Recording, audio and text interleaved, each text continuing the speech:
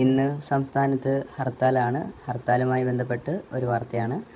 ഹർത്താലുമായി സഹകരിക്കില്ലെന്ന് കേരള വ്യാപാരി വ്യവസായി ഏകോപന സംഘടനയുടെ സംസ്ഥാന വൈസ് പ്രസിഡന്റും ജില്ലാ പ്രസിഡന്റുമായ PC ജേക്കബാണ് ഇക്കാര്യം അറിയിച്ചത്. നിതിൻ രാജിന്റെ മരണവുമായി ബന്ധപ്പെട്ട കേസിന്റെ അന്വേഷണം ശരിയായ ദിശയിലൂടെയാണ് മുന്നോട്ട് പോകുന്നത് എന്ന് മനസ്സിലാക്കാൻ കഴിഞ്ഞതിലാണ് ഈ തീരുമാനമെന്ന് PC ജേക്കബ് പറഞ്ഞു. ബസ് സർവീസിനെ കുറിച്ച് പലർക്കും ആശങ്കയുണ്ട്. അതുമായി ബന്ധപ്പെട്ട ഒരു കാര്യം, നാളെ തൃശൂർ ജില്ലയിൽ സ്വകാര്യ ബസ്സുകൾ സാധാരണ പോലെ ഓടുമെന്നും കടകൾ തുറക്കുമെന്നും അതാത് സമിതികൾ അറിയിച്ചിട്ടുണ്ട്. അതുപോലെ കണ്ണൂർ ജില്ലയിലും സ്വകാര്യ ബസ്സുകൾ നിരത്തിലിറക്കും. നിങ്ങൾക്ക് ഈ വീഡിയോ ഉപകാരപ്പെട്ടിട്ടുണ്ടെങ്കിൽ ചാനലൊന്ന് ലൈക്ക് അടിക്കാനും അതുപോലെ ചാനലൊന്ന് സബ്സ്ക്രൈബ് ചെയ്യാനും മറ്റുള്ളവരിലേക്ക് ഈ വാർത്ത എത്തിക്കാനും ഒന്ന് ശ്രമിക്കണേ.